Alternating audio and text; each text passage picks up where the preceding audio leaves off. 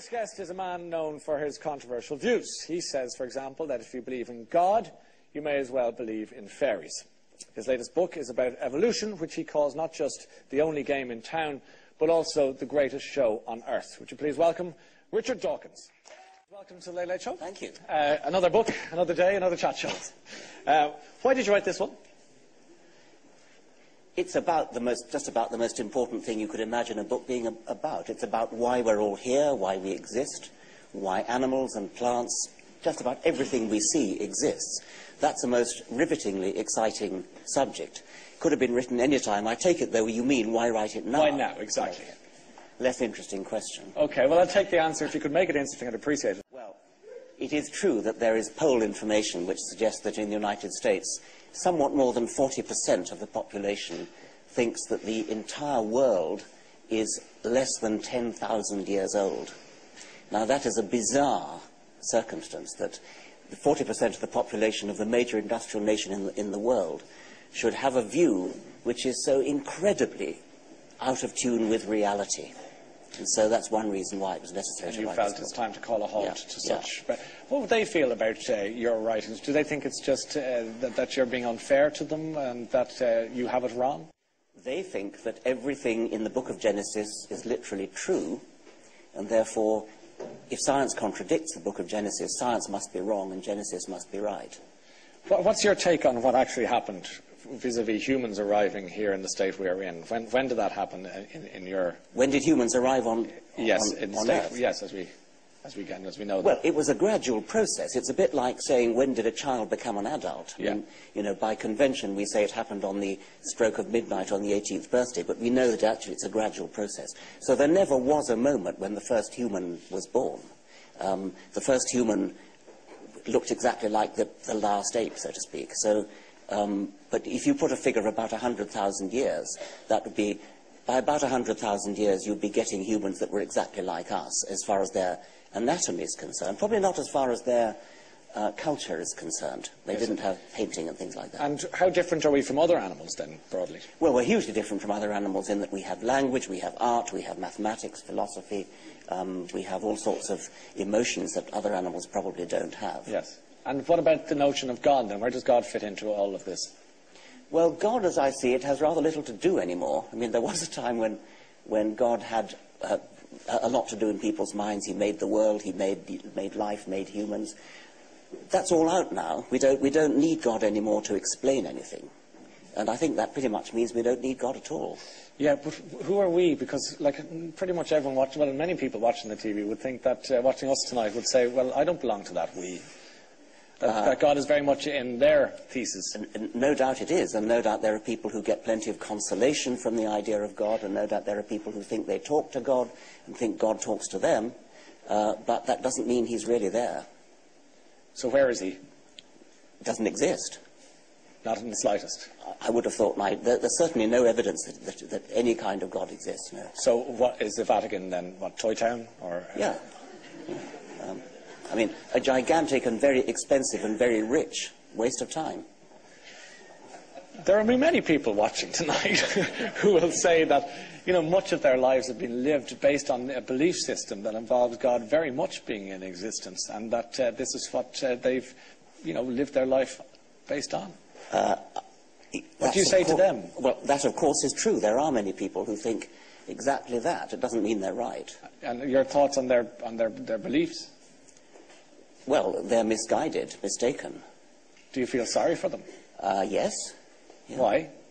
Well, because if people have really sincerely lived their lives under a delusion and feel that they needed it for support and for living a full life, if you suddenly pull it out from under them, then they're naturally going to feel somewhat bereft. So where did the notion of God come from then?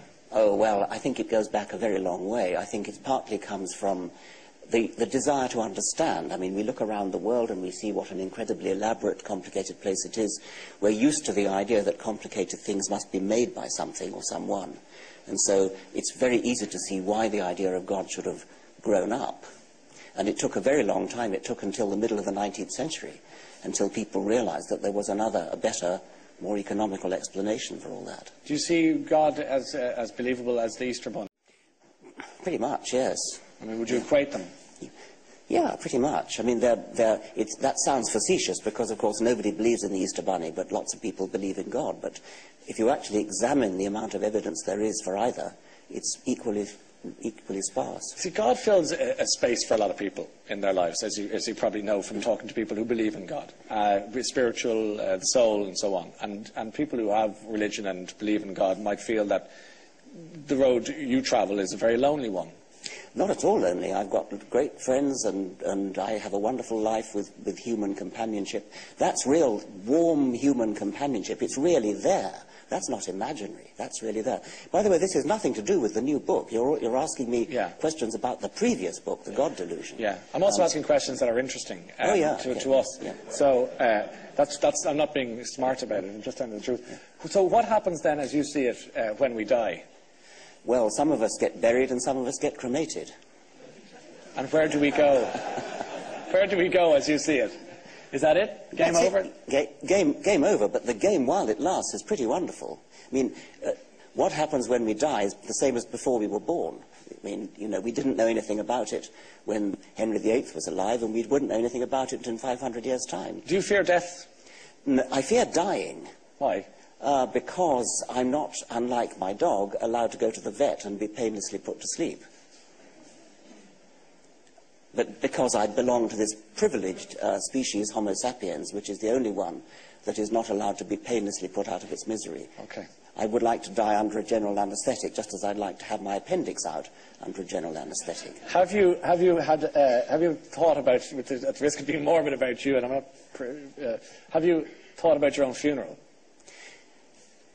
Yeah, I have. I mean, I thought I might like to ask for the music. You know, the Elephant March from Aida. Very triumphal trumpet music. See me out. Why? A triumphant exit. But why do you want a ceremony to see you off? Well, I have organised ceremonies for dearly loved colleagues, funeral ceremonies. I've organised readings from their favourite poetry, favourite music, eulogies from friends who knew and loved them. Yeah. I think it is an important... I think humans do need ritual, they do need rites of that sort. And when somebody dies, I think it's right to give them a proper send-off, some sort of a wake, which remembers them and which makes you feel you've somehow fulfilled something. Okay, I want to talk to a member of the audience you know, Father Brendan Parselman. The Vatican is Toy Town, God is the Easter Bunny, and you as a priest have been wasting your time. Well, I wouldn't exactly put it like that. I'd say, to go back to the things Richard was saying earlier on, I wouldn't say, I mean, I have no problem with science. I mean, my mother left school at 16, and she read The Origin of Species at breakfast time. It was the only time she got free in the morning, and she followed that by reading the Bible, things she'd never done in her life. So I think in Ireland we don't have the problem you mentioned in the States. My first year in university, we did a book, I'm sure you appreciate John Maynard Smith's Theory of Evolution. That was taught by a priest. In other words, it isn't a problem in Ireland, the reason you both wrote that book, because we never saw, certainly I never felt there was any conflict between science or evolution and my belief at all whatsoever. But I do feel there is, I mean, I've read a lot of your work and have to say I still think my favourite book of yours is The Ancestor's Tale. I think is totally brilliant. Do you like what he writes? I like some of what he writes more than others. What's your contention with what he writes? The contention I'd have would be, at least I have two or three of them, but the most obvious one would be science.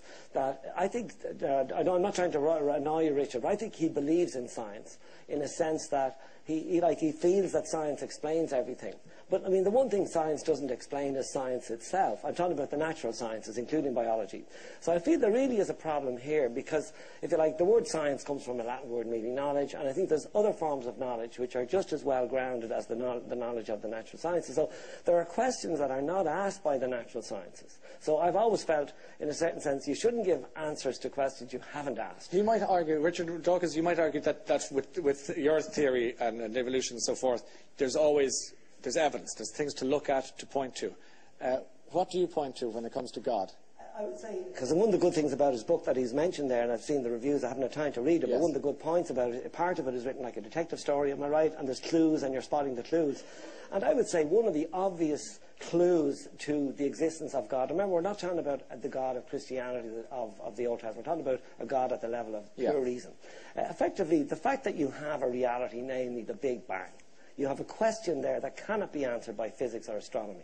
And if you read the big guys, like Stephen Hawking's a famous guy, you've seen him in his wheelchair and so on, but a book he wrote with another guy way back in the 70s, George Ellis, it's quite clear that we've come to a singularity here. A singularity thing we can't repeat it again and again, which is the start of everything, which we cannot explain by physics or astronomy. And it's that's not to jump in and say, oh, now we have a chance. I think there's actually a question here, the classic question Richard has been asked many a time, why is there something rather than nothing? And biology isn't meant, biology is, my equivalent of biology is something like, if you like, if I can make a parallel between a farmer and a supermarket. The farmer produces the stuff, the supermarket has selling, has processed it. The biologist deals with the stuff as it's presented. It doesn't explain where the blinking fruit came from. Okay. Hands up, everyone in this audience who believes in God, please. Hands nice and high, please. Just give us an idea. Okay, what you call that, Richard? About, what, 50, 60, 70%? I would say more, if anything. 75. Let's see those who don't. Hands up those who do not believe in God at all, which is a sprinkling, which is quite interesting. What do you think of that? I mean, it's very. I think that would be that's typical just the result I would have expected. So all hands that went up the first time deluded? Well, look, why don't I just come back and please do. I'm a friend in person. First, I'm delighted you brought the subject back in a way to the topic of this book, rather than the previous book, which was the God delusion. Now, when you say that I believe in science, and why do I believe in science? Really, because it works. I mean, the evidence is there. It's a kind of self-validating process, because as a result of science, these television cameras work. Planes fly, cars go. Day after day, we see that the evidence of our eyes is that science works. Now, when you were asked about the evidence for God, you used my analogy of the detective coming on the scene after the crime, and you infer it from all the clues that are left lying around. That's what I use to say how we know evolution has happened, because we can't see it, because it happened mostly before we were born. But I don't actually think it's right to say that the world is littered with evidence for God. I think when you look at it carefully, it turns out this particular detective has got it wrong. You think the evidence is there, but I think if you look at it really carefully, I mean, before Darwin came along, I mean, you, of course, as any intelligent theologian would, believe in evolution. But before Darwin came along, most people didn't. Now, Darwin changed our minds on that. And I suspect that we'll find that other people are going to come along and change our minds about the other alleged clues that you think you've seen. Okay, let's talk about just another element of the book I'd like to ask you about is the future for evolution. Where do we go from here? Where does the human go from here as you see it? In evolution? Yeah, where do you see it going? Well, remember that when we are thinking about the future, we're accustomed to thinking about a historical timescale, which is centuries. You're not going to see much evolution in centuries. So we've got to look forward, say, a couple of million years in order to give that question an interesting answer. In a couple of million years, the chances are we'll be extinct, because most species do go extinct. But on the other hand, there is something rather special about the human species. If any species could protect itself against going extinct, the way the dinosaurs did, it might be ours, because we do have the technology to do that. So let's suppose that we do manage to survive through 10 million years. What are we going to look like then? Nobody has the faintest idea. But in order for any particular hypothesis to be true, like you might say, perhaps the brain will go on getting bigger. The dominant trend in the last 3 million years of our evolution is that the brain has swollen up from the size of a chimpanzee's brain about 3 million years ago. Lucy's brain was about the size of a chimpanzee's brain to now. Is it going to be much bigger again in 10 million years' time?